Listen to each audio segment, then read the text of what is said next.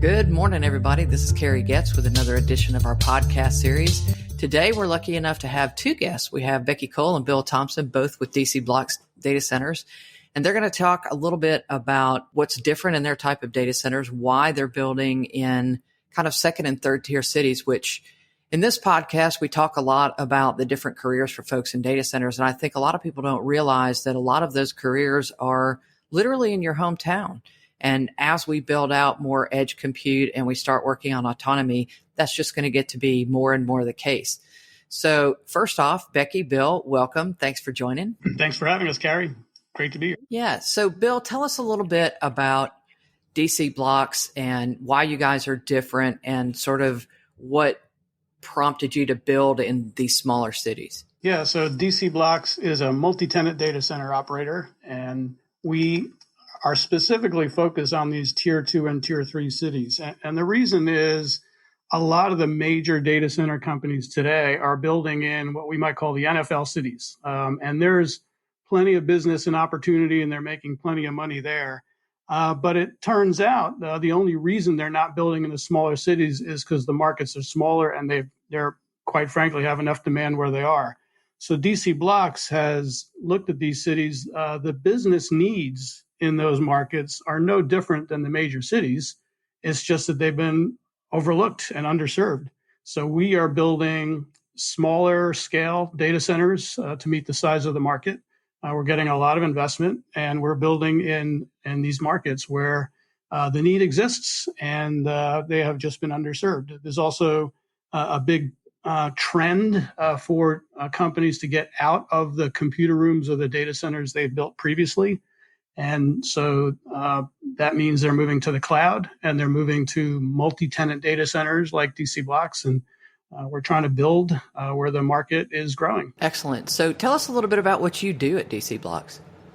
So I am Vice President of Marketing and Product Management.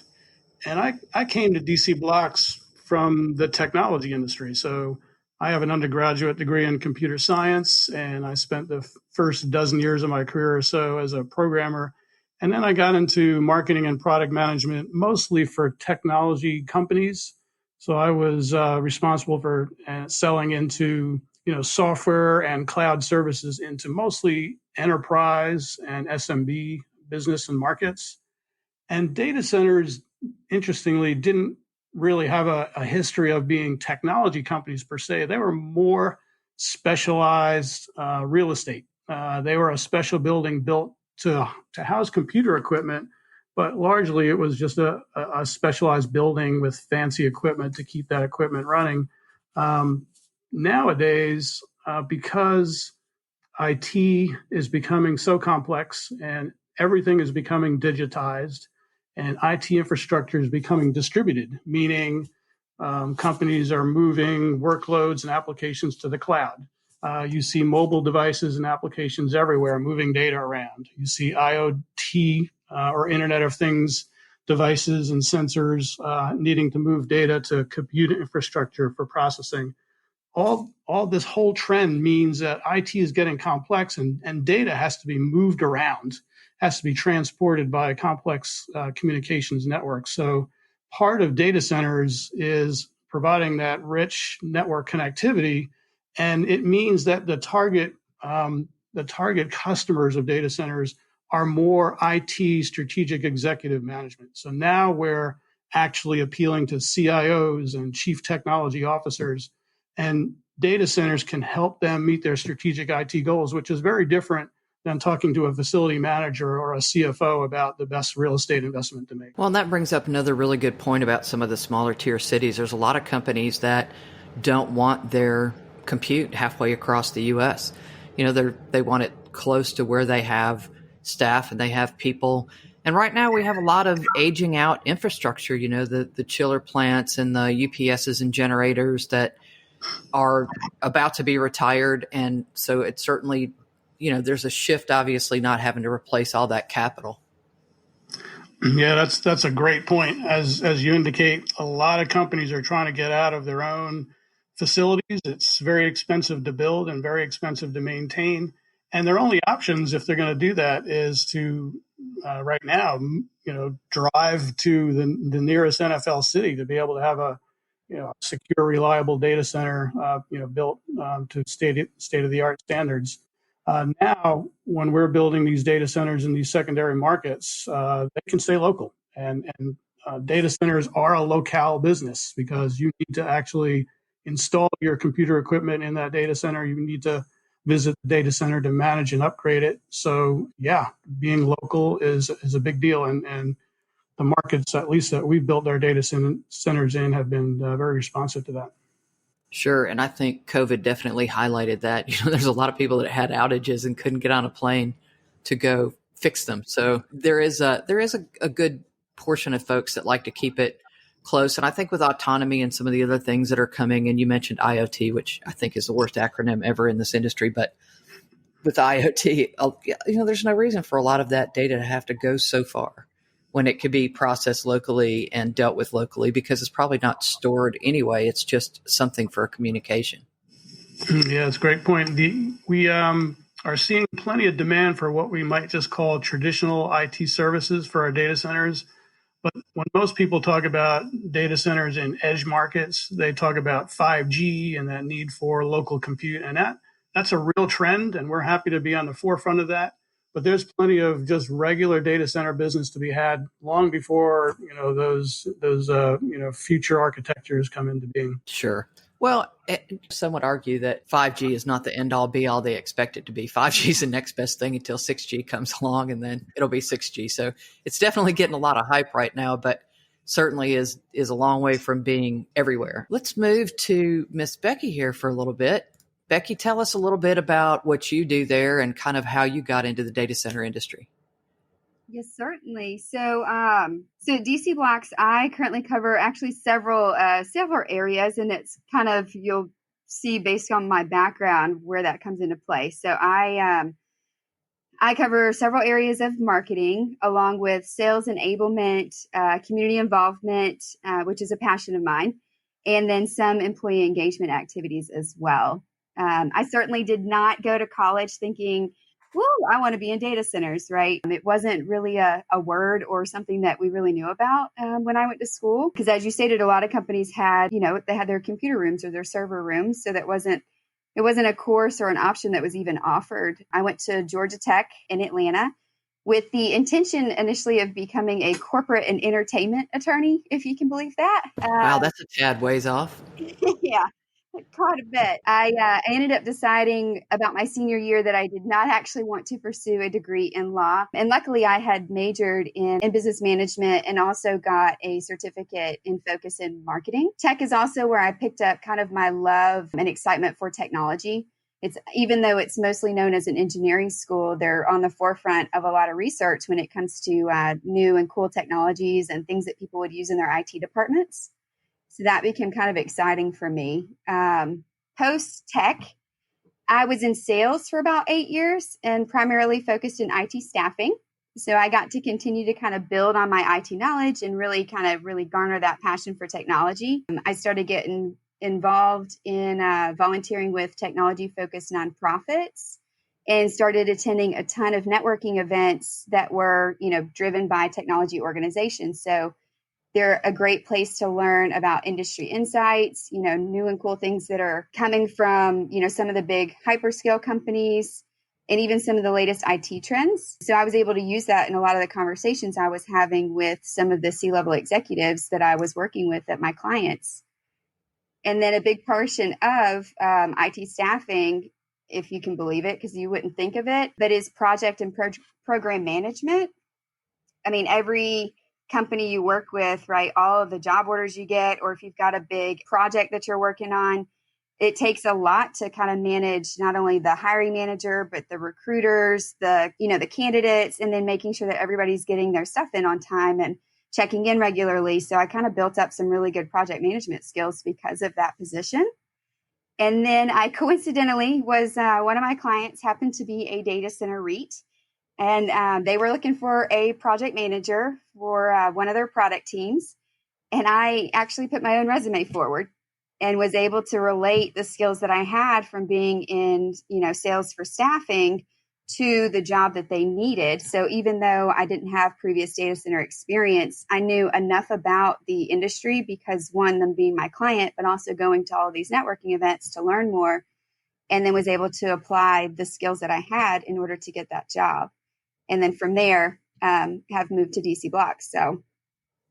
Gotcha. Yeah, that's one of the things we talk about a lot on this podcast. I know that I'm one, and there's several veterans outreach officers from the infrastructure masons into the data center industry. And just like you're talking about, people that have good military background, they're very acclimated to doing things procedurally, and step two follows step one, that kind of thing. And they make really good project managers. And they also do a lot of outreach to not just the veterans, but the spouses of the veterans, which is one of the things that I think is so cool about them, because the same thing, women that have moved around a lot and handled things at home when their husbands are deployed, or vice versa, men that have done the same thing when their wives are deployed, have a lot of those parallel skills. And I think in order to solve a lot of these skill shortages in the industry, it's really going to be more about skills-based hiring than it is going to be the degree. I have a hashtag, hire the person, not the paper, because a lot of people that start in this industry, just like you, have degrees in something that has literally nothing to do with data centers. And most of the people my age, data centers weren't a thing.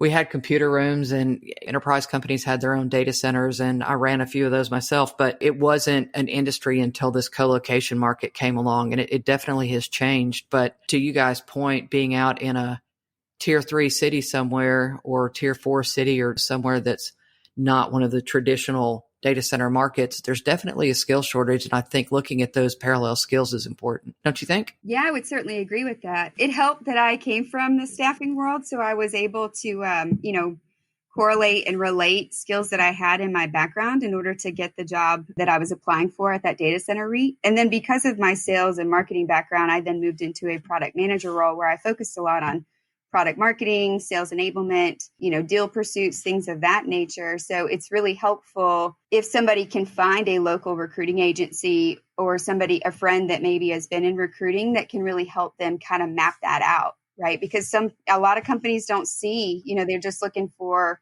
specific titles or specific buzzwords in your resume, and they might not actually be able to kind of see through the noise to really pick up, well, you really do have all of these skills. Just because you haven't worked in that industry before, you would still be a great asset to their team. Sure. And I think it's going to take HR really changing the way that they recruit. And some of the bigger companies do it, and do it exceptionally well, where they have people that'll go through a resume and figure out parallel skills. Google's a good example. Their safety person came from mining, which is a good parallel industry. But to your point, a lot of these HR people don't understand what those parallel skills are. And they probably are overlooking some really great candidates. Oh, absolutely. Yeah.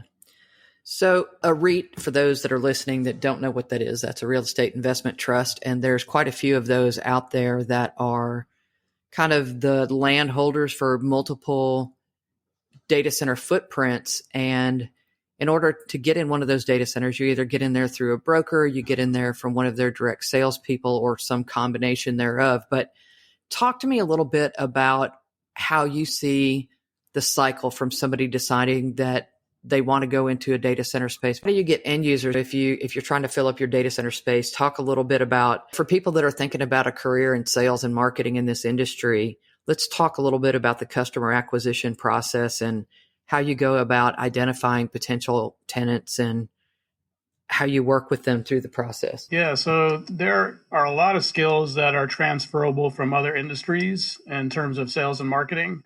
When we get ready to build a data center in a new market, the first thing we need to do is bring awareness that DC Blox or any data center is coming.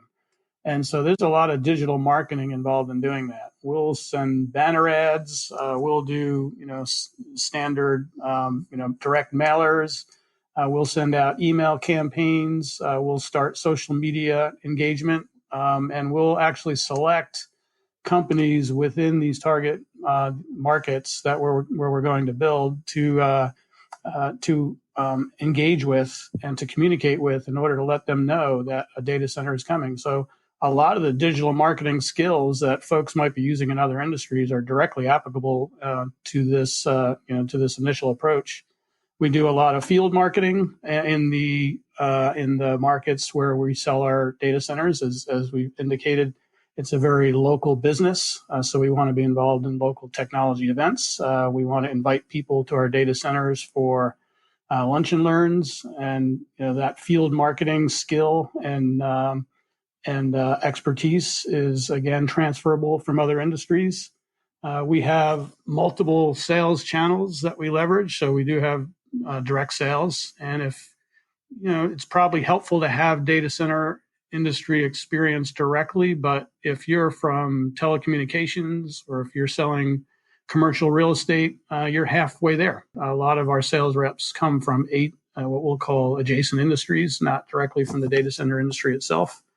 We also sell through partners, so resellers and managed service providers who are providing IT services and might need a data center partner on the back end. And so if you're working for any of these IT service organizations, that might be also a connection to data centers.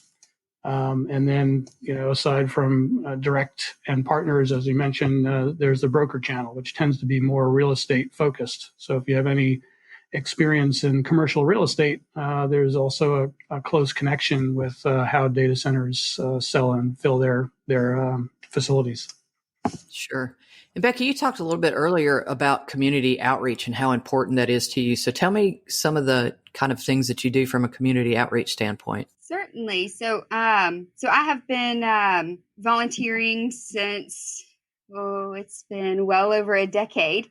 And I really kind of found my passion for community outreach and community involvement, I'd say, when I was in college. Started doing a lot of work with the Breast Cancer Research Foundation, as well as Habitat for Humanity. Once I got into sales and started to see more and more, what technology could really do to help drive companies, and especially nonprofits that might not have the financial status to have all of the tools and technologies in place that they need to run like a normal functioning business. And if they had that, how much, more could they produce, or how much more could they help their communities? And then which then of course leads you to find out that there's a massive digital divide in our markets and across the country for sure. I know you've been on one of the networking calls when I talked about kind of that problem in where, now all these children are trying, they're trying to do their schoolwork from home, and they might not have a device in their house. And so they're falling behind in school. Libraries aren't open for them to go to. The rec centers, most of them are not open for them to go to either. And so that can be, it can really hurt their morale and like their ambitions for what they thought that they were going to do, what their big dreams were per se, which it then leads to, dropouts. It leads to, them being held back because they can't stay up to the same level as the rest of their classmates that have computers in their home. So that has become a big driver for me personally over the last several years. And I have also kind of brought that into DC Blox. So our mission around community involvement is education. So whether that is helping the children get the tools that they need, or the training that they need, tutoring that they need, or even up to the, adults that might need additional training or technical skills so that they can get a job or get a better job, get a pay raise, things of that nature. Because at the end of the day, if you give people the tools in order to be successful, hopefully you will then alleviate the end result, which is poverty. Sure. Teach a man to fish, right? Correct. Yeah. So you bring up a really good point, though. I also do a lot of educational outreach, and it's kind of sad right now with the way things are, in that a lot of these kids go home with technology and their parents know nothing about it. They don't know how to operate it. They don't know how to make sure their kids are doing it safely. And certainly the devices that are locked down from a school level are a much better option than just here's a tablet of whatever operating system you choose, and having no way to lock it down from a parental controls perspective. But there are a lot of people that need that help just to be able to help their kid with a homework right now. Yes, indeed. And luckily in Atlanta, at least there is a nonprofit that not only gets the devices into the homes for the children to use, but they also train the parents on how to use them, how to run them, how to kind of quasi troubleshoot. They have some IT support staff on hand as well. So if something goes severely awry with their laptop or their Chromebook or whatever device they've been given, possibly a tablet. I know in Birmingham, they have set up a kind of a bench of volunteer people for IT support so they can call in if they have any issues when they try to set it up. Because, of course, now you're just shipping these devices into homes. They don't even go and pick them up at a nonprofit where they could get some level of basic training. So then they need to get on a support call with somebody to kind of work through how do I even get it going, right, and get it set up so my kids can start using it. Yeah, and that's so important. Whatever side of the coin you're on about kids going back to school in the fall or not, I know that seems to be the daily debate going on right now. But regardless whether they go back to school or not, kids have started learning in a more digital way. And I think they're going to expect to learn in a more digital way moving forward, which really highlights the need for data centers, and not just in 6 or 8 big city pockets, but in literally every state. There's a need for that. And some of the states have sort of been pushed to the wayside because they're in the pathway of tornadoes or hurricanes hit there once in a while. But we know how to architect for that, and we know how to build around that. So it definitely opens up a lot more opportunities, I think, for data centers in all of those markets to better serve the local communities. Certainly. So talk about kind of what's next for you in the industry. Obviously, you love what you do, and you're doing a lot of community outreach. Are you working on any certifications? We've talked a lot about certifications being sort of an equalizer in this industry, and people that come from outside of the industry can go get certified, and it definitely helps. It's a good immersion course because curriculum has not kept up with the industry at all. So what's next for you? Right. Well, and of course, since I didn't go to school for for being in data centers, I did not pick up any of those certifications while I was in college. But since then, so I obtained a Scrum Master certification, which for those in project or program management, there's, different areas of Agile. So you can get like a PMI certification, which is helpful, but it doesn't really get down into the nitty gritty of what is Agile versus what is Scrum. And then I've also started going through the pragmatic marketing training modules. So they offer various ones that are specific to, building, developing, and launching a product, and, how to get the customer engaged early on. So you're not just like, it's great to have these awesome ideas, but if it's not something that people actually need, or it's not solving a problem that they have, you're probably not going to be, you're not going to have a whole lot of success in selling it. And there's also modules that are more tailored and focused towards, marketing and product marketing, which is kind of more where my current position is. Awesome. Yeah, there's always a change. And one thing that we've talked about over and over on this series is that if you don't like the job that you're in, all you got to do is look to the left or look to the right. And there's 100 other jobs in and around this industry that you can do. But at least once you have kind of the jargon down and the gist of what data centers do, it's a lot easier to make a little parallel move, and certifications are a great way to get there. Absolutely. And so, Bill, tell us what you think probably are the challenges today, maybe in this whole COVID environment. What are you seeing as some things that are different than they were prior to COVID? Well, clearly, there's a lot more folks who are working from home than we've ever seen before. A lot of businesses obviously are trying to avoid bringing their employees into the office where there might be risks of infection. So more and more people are working from home, and that's changed a lot of the what we would call IT infrastructure or networking, differences. Folks have realized that if you're going to communicate from home, you still need to get connected to your office. So a lot of companies are building VPNs or virtual private networks or secure ways of getting employees connected from their home over their ISP to their office. And then they need communications tools. So conferencing systems, video conferencing has become very, very popular.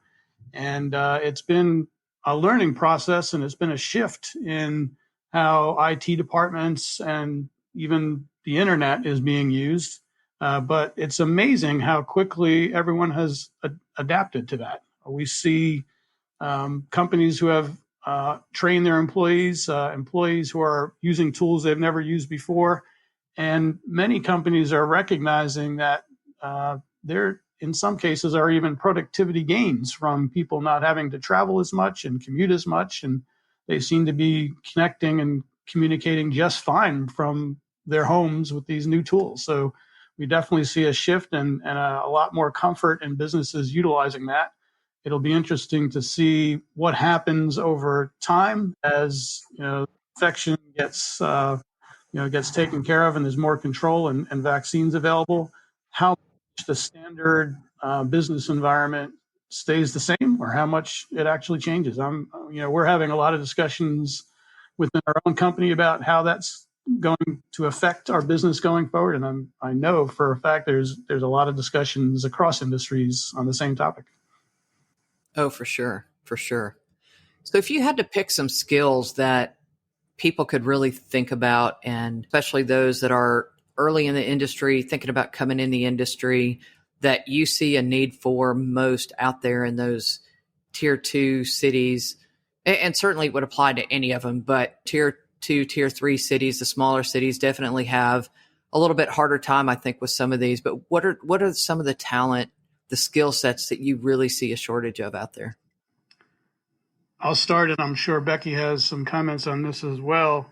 We talked a lot about sales and marketing, and that's a general function that we think can be every business needs, and data center companies are no different there.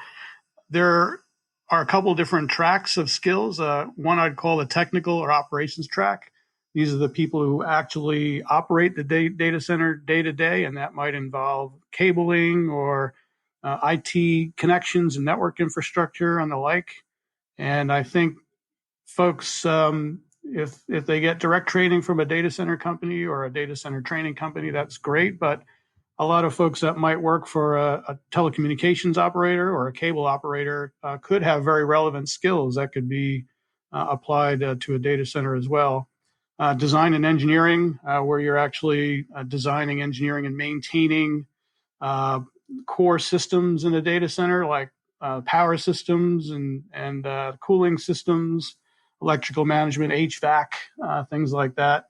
That is something that is really important to have in not just building and designing data centers, but also operating data centers. And I think people who have experience in commercial real estate, facilities management, in many cases may have similar experiences as well. Large facilities and buildings, office buildings can have a lot of the same systems in many cases. So the cross training to learn systems within a data center might be minimal as well. So those are a couple of the key tracks that we would like to see when we move into a new market. And we're not alone. When we moved into Alabama, Google had been building a large data center. Facebook was building a large data center in Huntsville as well. And all of us are looking for skilled local people to operate and run our data centers. And quite frankly, it's been difficult. In some cases, we've had to bring people from other markets to fill those jobs. And we would love to hire locally if we could. Yeah, I wrote a white paper not a white paper, but an article a while ago called "The Great Talent Suck," and basically talking about how those skills are being pulled out of everyday cities into those data center markets by the big hyperscalers, and how hard it is to find those skills in local markets. Indeed, we agree. And I think too, we've sort of done a disservice with requiring everybody to have a bachelor's degree. Not everybody needs one. And we've talked about that probably ad nauseum on this podcast. But when we talk about skills-based hiring and where people can get skills, technical schools and different certifications. And I know some manufacturers have certifications for their own products, although I'm kind of a bigger fan of the open certifications. It's not really product specific unless you certainly need one that's product specific, but because sometimes they teach to the exclusion of all others. But I think technical schools definitely need to come back. I think associate's degrees should be valued. When I started in this industry, there was kind of a thing. If somebody had 4 years experience, they were really worth a lot more than somebody that had a college degree and no experience, because they'd been to the school of hard knocks and they've had to sit there and figure stuff out, and they've been thrown in the frying pan a time or two and burnt their heels. So there's a lot to be said for that. And in some of these cases, in some of these smaller markets, they still have community colleges. And I think it's important to be able to reach out to those students and just let them know the depth and breadth of careers that we have. Much like you guys were talking about your community outreach, I think that's a good way that all of us in this industry can really step up and just go talk to the students and let them know. Don't you agree? Yeah, absolutely. We have spent some time talking with folks that represent the career colleges and educational institutions in our markets, and other groups responsible for workforce development, usually state or local government organizations as well. Because we've expressed our need for employees. We have offered to help develop programs or work with other companies to help develop programs to enable the right kind of training. So we definitely agree. It's also there's a lot of opportunity for online training. There are companies that are offering data center online courses that obviously you can take anywhere. Some of them are for actual fees, but some of them are for free. Amazingly, there's a good amount of resource out there. If you're ambitious and search it out, you can find good resources that can get you a decent amount of online training for no cost.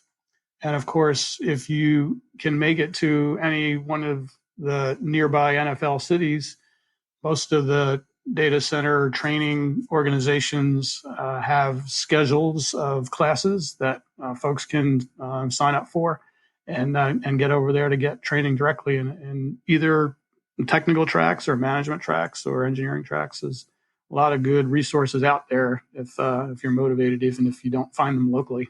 And to the point that you guys made earlier, a whole lot more of that is virtual now than it used to be. So I get emails all the time for some of those classes that you used to have to travel to that now are teaching them completely remote, which is a golden opportunity, I think, for folks that are really looking for a career. And I will say this, there's always been a few careers when I was growing up that people say, if you have a degree in X, you'll always have a job. So medical was one, technology was certainly one. And people think you have to write code to be in tech, which could be farther from the truth. We've talked about there's a whole bunch of different jobs, from HVAC to cable plant to coding to managing to all that kind of stuff. But being able to really plug into some of those online classes, I think, and just sort of broaden your horizons is not a bad thing. And I'm sort of a firm believer. I know that there's MOOCs out there, which is the massive online open online courses, which is the same as most universities have them. You just don't get credit for them, but you can still do the work. But I like the certification route. One, I think it holds you responsible. Two, I think it gives you something you can put on your resume and say, hey, I have this certification, or I've had about 40 over my career. So, and a lot of it I had to do consulting, but it does show that you have a command of that knowledge. And I think it's good to have that accountability and to have that sort of golden stamp of approval that you went through the curriculum and you passed and you did your due diligence. Yeah, there's no doubt about it. If you come with specific experience, that pays dividends, and will definitely get you interviews for data center companies. But the certifications are great as well. It shows that you're motivated. It gets you to certain technical education levels that companies like DC Blox would be looking for. So we would agree. Yeah, and I'll add to that. Also, the certification programs, they tend to be a lot more tailored, right? So they're very focused around what, whichever classes or courses that you're taking in order to receive that certification. So whereas you go to college, even an associate degree, right, a 2-year college, it's such a broad overview of topics, and you never really get to fully specialize in one area. And as you know, technology changes so quickly. So maybe a little bit less in data centers if you consider them an infrastructure play, but all of the servers, the network, the connectivity, the hardware that goes into the data centers, it's constantly changing. 2 years old and it's pretty much outdated.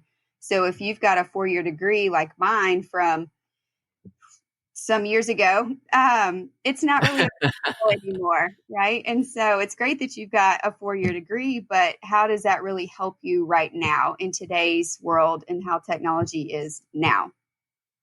Yeah, there's a lot to be said for experience and trial by fire and having to work things out. And it provides a diversity of thought. And that's another topic that's so important in this industry. There's just not a lot of diversity, whether it be, female, minority, just diversity of thought as a whole.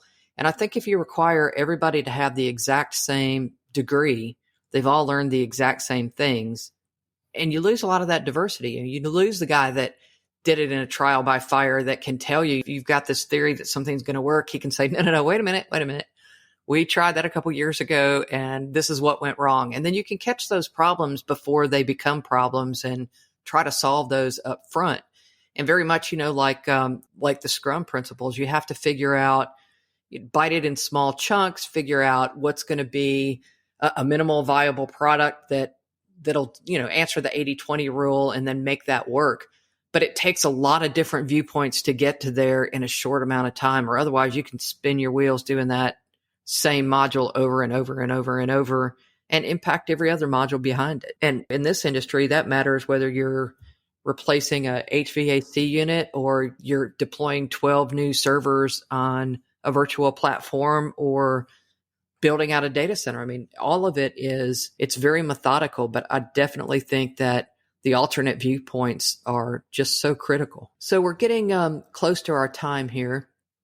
And so I'm going to ask each of you, if you wanted to leave somebody with some words to leave behind, maybe thoughts moving forward, words of encouragement, what you think would be good places to look and think about getting into this industry, and why the other tier cities, the ignored cities, I guess, for lack of a better term, are so important. What would you say? And Becky, I'll start with you. So for one, if you're even considering that, data centers might be an option or something that you want to explore more, because a lot of people, I know you've covered it on the podcast, but a lot of people, when they hear the word, they still don't really understand what it means. So if it were me starting out and I was like, oh, that seems like an interesting industry, let me go kind of check out what's out there and what it's about, I would start by attending some of the networking events. They're all virtual now, so they're much easier to attend. You just have to kind of figure out which ones will fit into your schedule. They tend to be free right now as well, or for a very, small fee. So that kind of will let you kind of dip your toe in, gauge what people are talking about, what technologies they might be talking about, what the trends are, and just kind of see if it's something that's interesting to you. Because what you don't want to do is go sign up for one of those certification courses, even if it's free, because I have done some of them before. They tend to be very time consuming. And so you don't want to get 20 hours into online training and then realize this isn't really what I want to do, right? Kind of my going to school thinking I wanted to be an attorney, and 4 years in decide, no, I don't. Gouge my eyes out with a spoon. Yeah. Exactly. So kind of try to dip your toes in a little bit, check out what's going on in networking events or certain, IT organizations that can kind of get you connected. There's usually, most people for those IT organizations are volunteers. A lot of them are C-level executives. So you can even reach out and be like, hey, this is something I'm considering. Can I pick your brain a little bit? And most executives are more than happy, especially if they know that it's something that you might be interested in, because in their mind, you might be somebody that they would want to hire down the road. Yeah, that's a good point. They still say that 85% of jobs are filled through networking anyway. And I think LinkedIn is another really good source. You can search people out that have that certification. I get those every so often where somebody says, I see you have blah, blah certification. Is this worth getting? And what do you think? And then that usually ends up going to turning into kind of a mentor relationship, and that relationship lasts for a while. And then you end up sort of walking this person through their path to the career, which is, I find extremely rewarding. But there's, to your point, a lot of it's virtual now. And so there's a million ways to get to that information. But you should figure out if it's something you think you're going to like first. And you can always buy a book on and just kind of thumb through it. Kindle, it's easy. You can get a book instantly these days and thumb through it and see what you think and find out if it's something that interests you. But I think those relationships, those networking relationships are absolutely key. That's certainly important. Bill, what about you? Well, first I would say if you have any interest in this space of data centers and technology, it's growing. There is definitely a need. The number of data centers that are going to be built across the United States, across the world, is rapidly increasing because of the cloud, because of co-location providers like DC Blox, because every industry is becoming digitized. And that means more computer systems, more need for data centers. So this industry is going to be growing. So if you want to catch a growing industry, and you think you have an interest, then it is worth pursuing. Keep an eye out. Look for opportunities. Continue to look at the papers and releases and talk to your local government to find out who is planning to come to town. Don't be afraid to apply, even if you're in a somewhat adjunct industry. We talked about if you're in telecommunications operations, you probably have a lot of the skills that a data center operator would need. If you're in facilities management, you probably are working on a lot of the systems that data centers have. Don't be afraid to apply, even if you don't think you're a perfect fit, because data center operators are going to need skilled people. They want to hire local. If you are close, then they will provide supplemental training on the job as well as some of the other formal classes.